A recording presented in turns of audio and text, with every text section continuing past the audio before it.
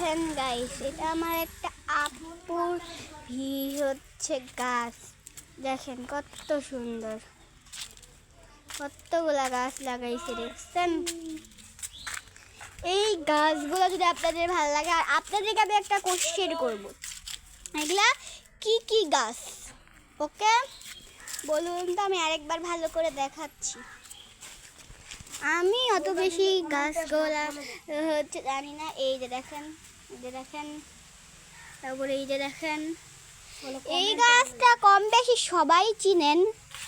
এটাতে লাল ফুল হয়। তারপরে এই যে গাছ, তারপরে এই যে গোলাপি গোলাপি গাছগুলা। আরে ভাইকে দেখ না।